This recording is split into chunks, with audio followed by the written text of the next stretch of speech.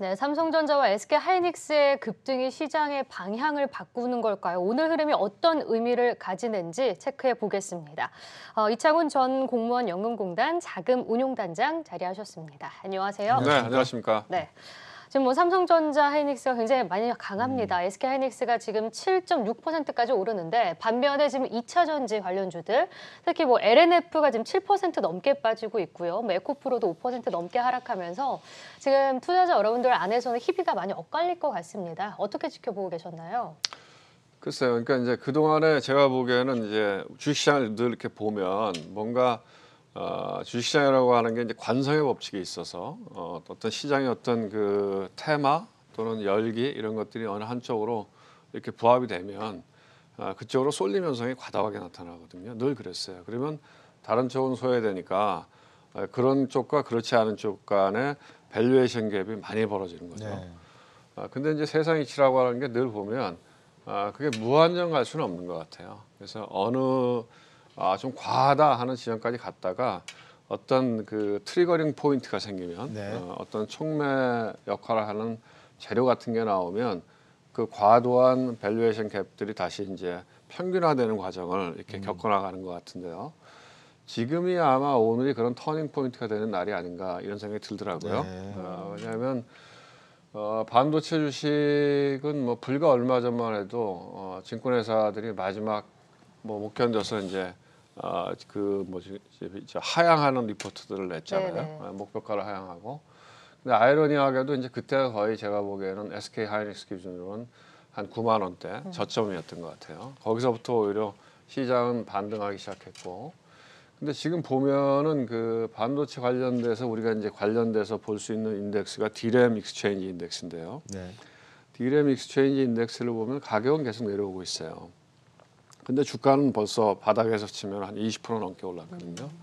그리고 지난 금요일 날 미국 시장에서 마이크론이 많이 올랐잖아요. 네. 근데 이제 마이크론이 한 7, 8% 올랐는데 그 계기가 된 것 중에 하나가 바이 리포트가 나왔어요. 네. 목표를 상회하는 리포트가. 왜냐하면 생각보다 그렇게 반도체 가격의 하락이 심할 것 같지 않다. 그리고 내년 상반기 정도를 저점으로 해서 하반기부터는 다시 반도체 사이클이 좋아질 것 같다. 이렇게 이야기가 나오면서 마이크론의 목표 주가를 상향하는 리포트가 나오면서 마이크론이 한 7% 이렇게 8% 올랐었거든요. 네. 그게 이제 우리 시장에 영향을 주는 것 같고, 그래서 제가 생각엔 과거를 생각을 해보면 반도체 가격이 바닥을 찍었을 때가 2019년 1월인가 그래요. 근데 이제 어닝의 피크아웃해서 어닝의 저점은 2018년 그 4분기가 그 이익의 저점이었던 것 같고요. 네. 올해 같은 경우에 보시면은 이익의 고점은 지난 3분기예요. 지난 3분기인데 주가의 고점은 지난 연초였거든요. 그렇게 따져보면 만약에 지금의 반도체 사이클이 시장의 예상대로 내년 상반기가 바닥이라고 하면 이익의 저점은 내년 2분기일 가능성이 높다. 그런데 그동안의 이 패턴을 보면 시장이 선행하기 때문에 주가의 저점은 이미 찍었다 이렇게 볼 수 있는 거죠. 네. 그런 맥락에서 반도체가 살아나는 것 같고 또 밸류에이션 갭이 너무 많이 벌어진 거거든요. 최근에 이제 시장의 주도주는 이제 우리가 ETF로 보면 시장의 주도주가 뭔지를 알 수 있는데요. 하나는 이제 제일 핫했던 거는 메타버스 ETF죠. 네. 메타버스 ETF가 나와서 불과 뭐 한 달 반 이렇게밖에 안 됐는데 50% 올랐거든요. 보면은 타이거 그 FN 그 메타버스 ETF도 한 50% 올랐고 네. 50% 좀 안 되지만 또 삼성에서 하는 코덱스도 마찬가지로 코덱스 메타버스도 올랐고 그다음에 올해 전체적으로 봤을 때 또 많이 오른 것 중에 하나가 2차 전지거든요. 2차 전지가 작년부터 시작해서 뭐 계속 올랐고 주가도 보면은 뭐 에코프로 뭐 말씀하신 LNF, 첨보 이런 것들이 보면 연초 이후에 뭐 많이 오른 건 3배 올랐고 뭐 2배 오르고 이렇게 했는데 밸류에이션이 너무 비싸요 보면 뭐 좋아진다고 하더라도 그러니까 지금 애널리스트들이 안 되니까 2023년도에 이익을 갖고 와서 PER 계산하잖아요. 근데 지금 보면은 뭐 PBR이 뭐 10배, 20배 이렇게 되고 현재 시점에서 PR로 보면은 100배 이렇게 되니까 네. 이게 저도 좀 과도하다는 생각이 들더라고요. 네. 물론 뭐 2차 전지가 이제 하나의 흐름이긴 하지만 그럼에도 불구하고 이게 제조업이잖아요. 네. 제조업이라고 하는 거는 어쨌든 설비 투자도 해야 되고 그렇죠. 이익의 확장성이라고 하는 게 제한되어 있거든요. 네.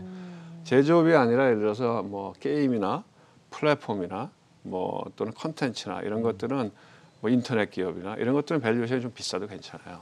왜냐하면 그거는 코스트가 계속 무한히 들어가는 건 아니기 때문에 어느 단계를 넘었으면 그 이익의 확장성이 커지거든요. 근데 2차전지 소재주는 아무리 그래도 이게 제조업 주식인데 이렇게 뭐 예를 들면 삼성전자나 SK 뭐 하이닉스하고 비교해서 뭐 이렇게 무리한 밸류에이션 10배가 넘는 밸류에이션을 받는 거는 좀 무리였다. 그래서 그 과도한 과정이 지금 되돌림 과정으로 돌아오는 과정이다. 저는 이렇게 보고 있습니다. 그렇군요.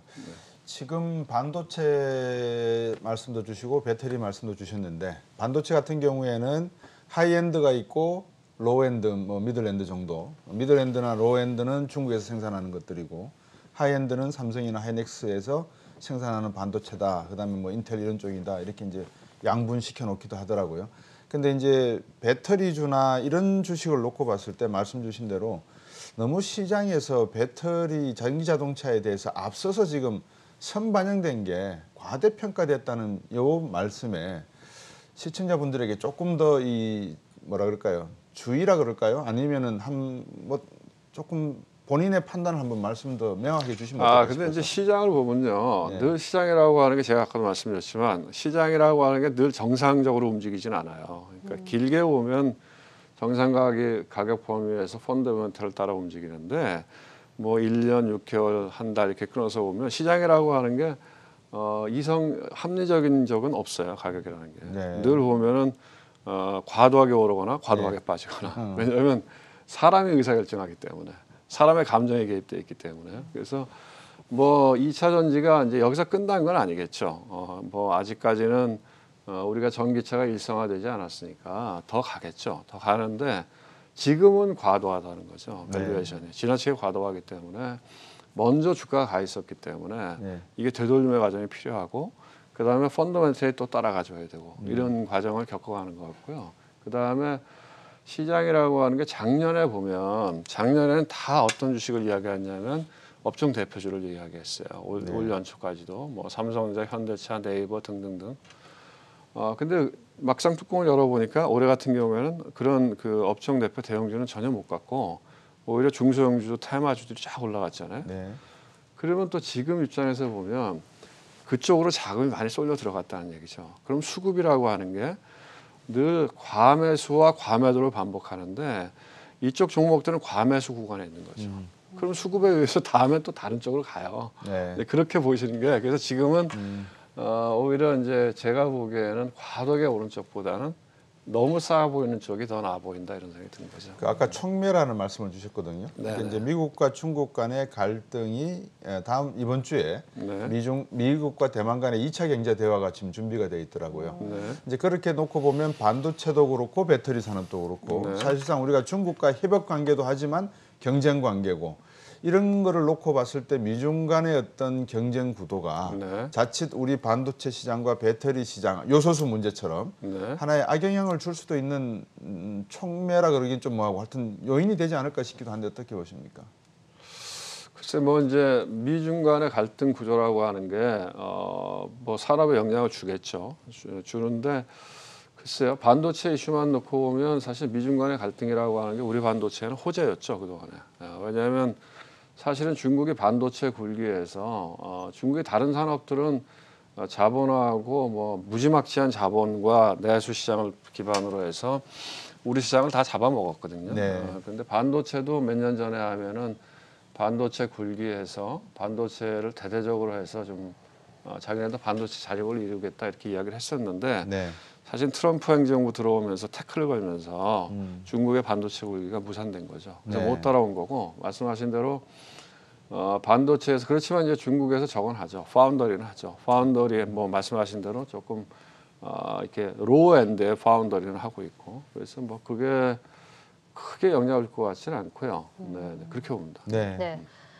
또 여기 중국 상황에 대해서는 저희가 잠시 후 또 박승찬 교수와 네, 함께 이야기 자세히 나눠보도록 하고요. 네. 지금 외국인의 수급에 대해서 한번 여쭤볼게요. 11월 들어서 네. 지금 외국인이 좀 사들이고 있다라는 네. 기사들도 많이 뜨고 지금 그러한 포지션도 포착이 되고 있는 상황인데 네.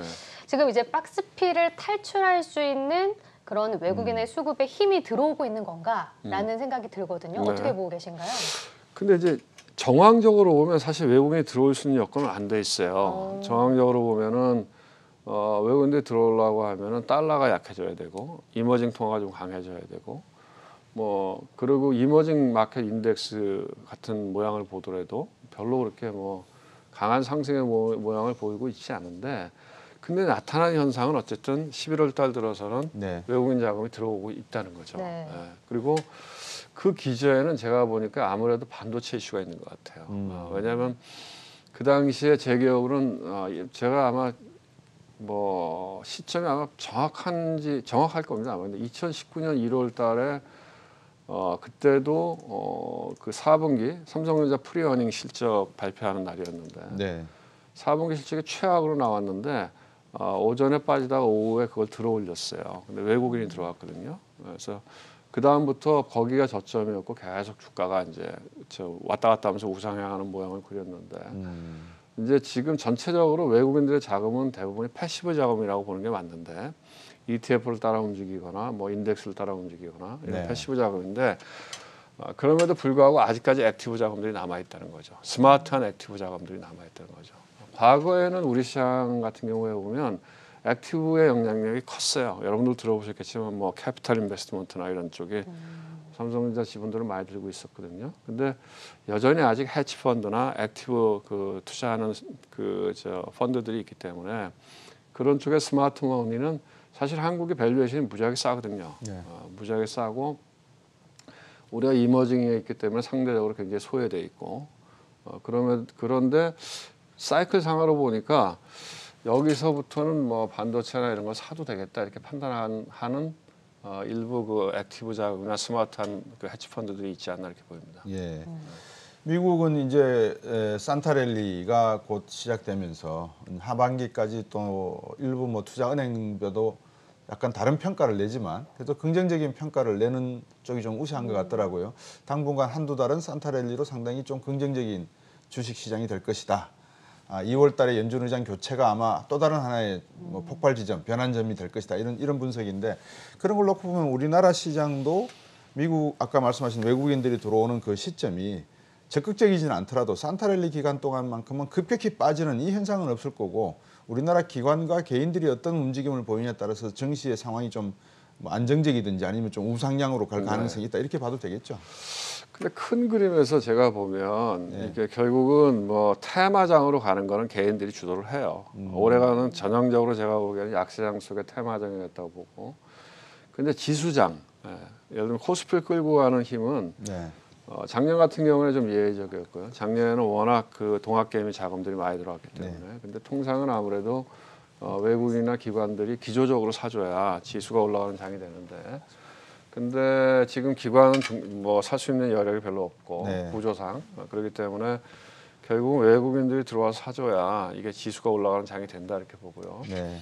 근데 지금 달러가 강세 기조로 가는 게 좀 부담스럽긴 한데 미국 시장이 워낙 많이 올라서 네. 이머징과 미국 간의 밸류에이션 갭이 많이 커졌고 그렇죠.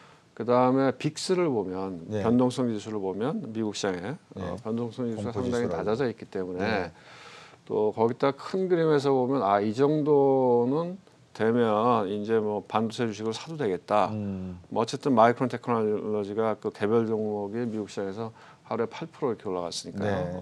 그런 맥락으로 보면은 뭐 좀 외국인들이 들어올 수 있겠다 이런 생각이 듭니다. 그래서 어쨌든 우리 시장이 뭐 늘 바텀을 잡아주는 건 밸류에이션이거든요. 상대적으로 미국하고 비교하면 PER이 반도 안 되니까 네. PBR은 더 싸고 그러니까 그런 맥락에서는 좀 뭐 너무 비관적일 필요는 없다는 생각이 듭니다. 네. 네. 그렇군요. 그렇다면 이제 주식 시장에 대해서 지금 미국 시장과도 비교를 해줬지만 마이크론이 7% 넘게 올랐고 그리고 또 엔비디아도 상당히 잘 가면서 우리 시장도 오늘 영향을 받고 있지 않습니까? 근데 이제 환율이 계속 오르고 있는 거에 대해서 이제 미국 시장이 강하기 때문에 달러가 강세 흐름을 나타내고 있는 거고 그렇다면 인플레이션 얘기를 안 할 수가 없어요. 근데 인플레이션 우려에 대한 목소리도 계속 커지고 있고 뭐 테이퍼링을 또 가속도해야 된다라는 소리도 나오고 있지 않습니까? 그렇다면 다시금 좀 주식 시장이 위축될 수도 있지 않을까라는 생각도 드는데 그런 리스크는 남아 있죠. 왜냐하면 이제 미국 시장을 놓고 보면 그 실적 시즌이 다 이제 마무리가 됐잖아요. 네. 그러니까 그 동안에 이제 그럼에도 불구하고 미국 시장을 끌고 왔던 건 뚜껑을 열어보니까 기업들 실적이 너무 좋더라. 그래서 이제 그럼에도 불구하고 미국 주가가 올랐는데 이제 실적 시즌이 거의 끝나가고 말씀하신 대로 11월 달부터 테이퍼링 하잖아요. 그러니까 그렇죠. 지금 환율도 네. 뭐 주식시장은 좋은데도 불구하고 원화 환율 1,190원 넘어가 있고 그리고 제가 보기에는 아마 파월이 연임이 되든 아니면 바뀌든 간에 뭔가 조치를 하나 할 겁니다. 왜냐하면 과거에도 그랬어요. 벤 버냉키 의장이 2013년도에 테이퍼링 이야기를 하고 2014년도에 이제 벤 버냉키 의장이 자네트 옐런한테 물려주고 나갑니다. 근데 네. 물려주고 나가기 전에 뭘 했냐면 테이퍼링을 시작했어요. 네. 그러니까 지금은 파월이 조용한 게 뭐 연임이 될지 안 될지도 모르고 뭔가 결정되는 상황이니까 조용한데 결정이 되고 나면 물가가 굉장히 높기 때문에 지금보다는 조금 더 매파적으로 갈 가능성이 있다. 그런 거 있고 또 12월 달 되면은 지난번에 미국의 부채 한도 이야기가 그냥 2달 유예돼서 12월 달로 연장만 돼 있거든요. 그렇죠. 그러니까 그게 또 이슈가 될 수 있고 예. 그래서 이번 주까지는 뭐 11월까지는 그 블랙 프라이데이도 있고 그러니까 보통 블랙 프라이데이 전후로 해서 미국의 소비가 좋으니까 뭐 11월까지는 괜찮은데 12월 달 들어가면은 조금 미국 시장이 조정 가능성이 있을 수 있다 이렇게 봅니다. 네, 오늘 말씀 듣고 보니까 아직까지 넘어야 될 고개 능선이 한 두세 개는 남아 있는 것 같습니다. 시장 상황을 계속 주식 경제를 통해서 업데이트 하시면서 투자 참고하시면 좋겠습니다. 오늘 말씀 여기까지 듣겠습니다. 네, 고맙습니다. 고맙습니다. 네.